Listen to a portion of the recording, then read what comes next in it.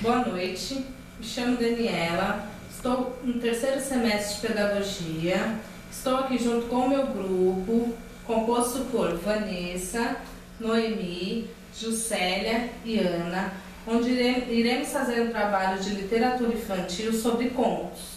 Os entrevistados serão Dona Edrísia e seu José, onde as alunas Vanessa e Noemi irão entrevistá-los. Meu nome é Vanessa. Seu José, me fala um pouco do casamento de vocês, como o senhor conheceu a Dona Edrísia. Repetindo, como foi numa encruzilhada, não vou tirar porque foi realmente.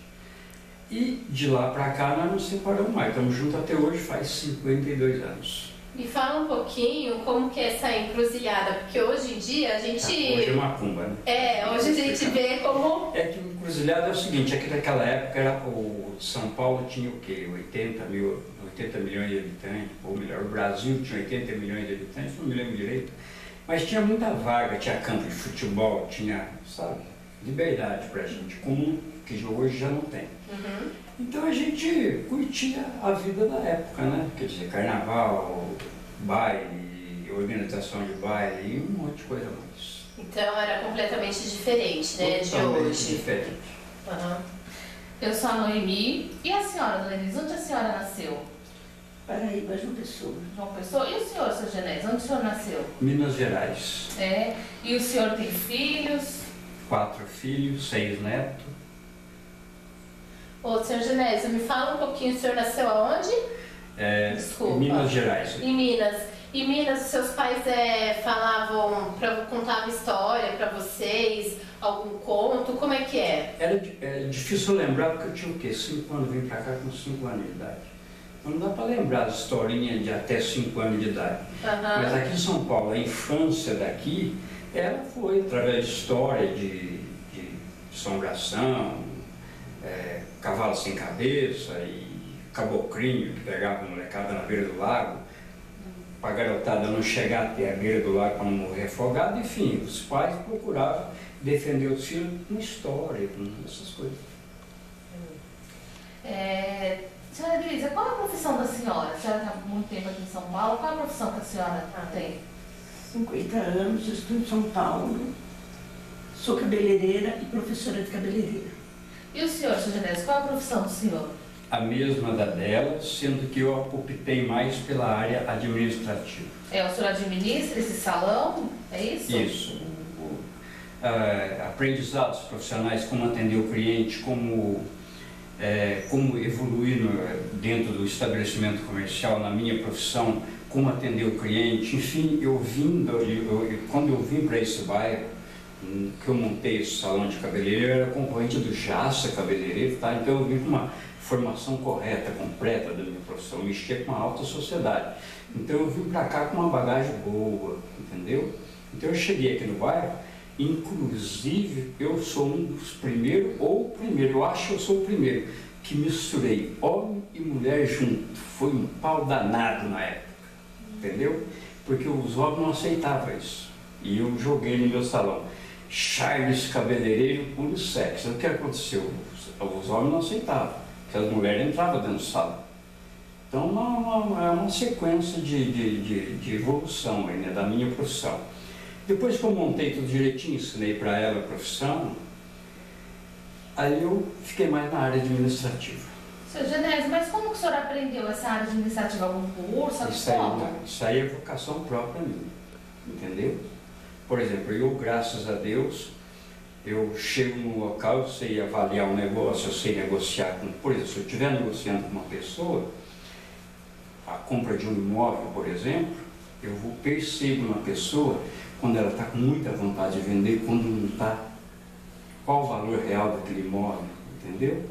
Então eu tenho um pouco desse conhecimento através de... Eu li um livro chamado Psicologia Humana. Eu não li muito todo ele, mas eu li bastante dele. Então eu aprendi bastante coisa, como dialogar, como fazer com que a pessoa possa fechar um negócio mais rápido, essas coisas. E a profissão de cortar cabelo? O senhor fez um curso? A dona Não, Elisa na época também? não tinha escola no Brasil. Não? Não. E como que aprendia na prática? Não, eu não tinha escola, mas as pessoas aprendiam um no outro na época. Então meu irmão vendeu o salão e deixou a responsabilidade para o cara que estava comprando para ensinar eu e um outro irmão meu, entendeu? Então nós aprendemos e depois é que eu vim a completar a profissão já no centro da capital. Bom, como vocês contou um pouco da história de vocês como, né, do trabalho, a profissão, conta um pouquinho pra gente como foi a infância de vocês, da onde vocês vieram, como foi a infância. Tá bom, então como eu já disse, né, vou repetir novamente, a minha infância foi muito indígena em relação à natureza. Na alimentação, água, aquela roca de índio, eu amanhecia dormindo aí com 2, 3 cobras aí, quase encostadas no meu nariz. Então a vida bem indígena mesmo, até os 12 anos. Depois eu vim para cá, para a capital, aí graças a Deus eu servi o exército, aí a cabeça abriu mais, né? Então já adquiri novos conhecimentos, um monte de coisa mais. Mas a infância é isso. Agora você quer saber como que eu criei meus filhos e como que eu eduquei eles. É isso que vocês querem saber? Tá bom, então vamos lá. Os 4 filhos foi criado. Eu vim para o bairro, preste atenção. Eu deixei de comprar um prédio na 24 de maio.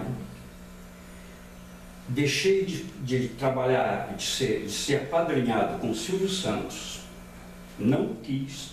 Passei para o Jace, porque eu já conhecia o Silvio Santos, passei a informação para o Jace e falei, vai lá, mano, tá o escritório dele em tal lugar. E eu vendi o meu prédio lá e comprei outro aqui no bairro para poder ficar junto com os filhos, para poder criar os filhos. Que eu já sabia que se eu não tivesse por perto, o bicho ia pegar, entendeu? Eu fiz uma transição do centro para o bairro. Entendi. E a educação dos seus filhos aqui foi como a do senhor, de contar história?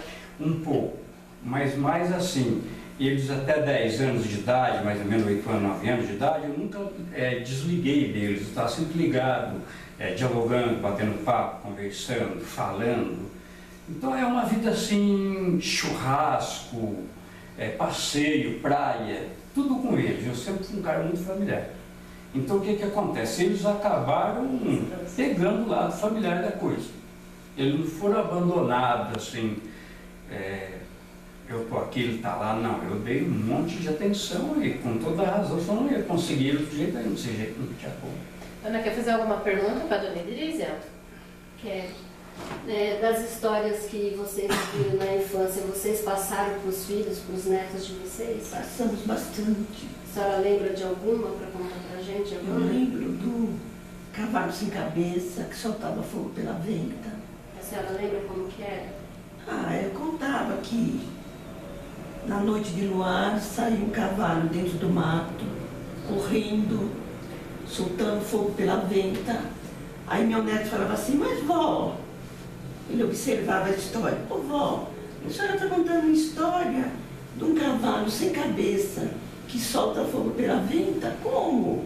O cavalo não tem cabeça, como que ele ia soltar fogo pela venta? Eu falei, mas soltava. Descobriram a mentira. Descobriram a mentira da avó, mas eu contava muito.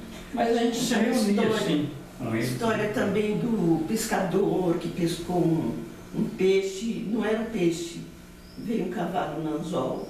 Contava essas mentirinhas para enrolar meus netos. E nisso eles se dedicavam a mim. Certo. Essas histórias, a senhora aprendeu com o pai, com a mãe? Aprendi com os pais. Com os pais. Era uma rotina? Todo dia tinha uma história? Ou era... Uma semana sempre a gente se acomodava na rua. Meu pai fazia uma fogueira, a gente sentava nas cadeiras e contava história. Mas você está falando do tempo do seu pai para você. Estão perguntando, não é agora, né? Não. Dos filhos, né?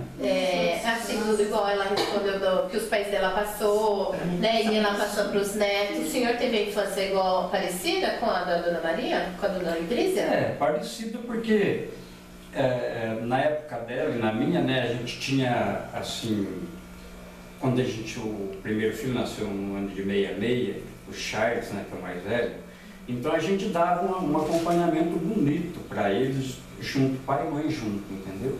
Então, esse acompanhamento é que, na minha opinião, eu tive condições de criar eles sem droga, essas coisas aí, que infelizmente hoje está difícil. Verdade. Mas o senhor acha que é importante esses contos na educação dos filhos, dos netos? O senhor acha que é importante essas histórias? É importante, mas lá vai a pergunta. Você conta a história para ele, depois do lado tem, eu acabei a padaria hoje, como é que fica? Como é que vai se educar uma criança desse jeito? E hoje Eu o tô senhor falando acha porque os pais não contam essas historinhas mais para os filhos? Não, não é por mudou causa disso não. bastante, né? É porque infelizmente nós temos hoje, por exemplo, um garoto com 10 anos e uma menina com 10 anos, ela tem na mente, a gente educa em casa, peraí, educa em casa não, são muito pouco, deixando claro aí para o comando aí dos ensinos, né, que a educação vem do berço e a cultura é lá. Agora a turma confunde, eu quero educação. A educação vem do berço, filha. Não adianta querer que ele se eduque dentro de uma faculdade, ele não vai conseguir. Tem que ter a base é no berço ali, ó. Que vem da família. Senão não adianta. Não adianta você pagar colégio particular e que nem o Charles do Mars teve colégio particular. O que adianta? Se o mundo está tudo virado, é complicado isso aí. Então, é isso. Vai perguntar alguma coisa, Noemi? Não? Então a gente agradece pelo senhor ter abrido as portas da casa do senhor para a gente fazer essa entrevista. Agradece a dona Idrícia, muito obrigada. E fica aqui a nossa entrevista com o senhor José e a dona Idrícia.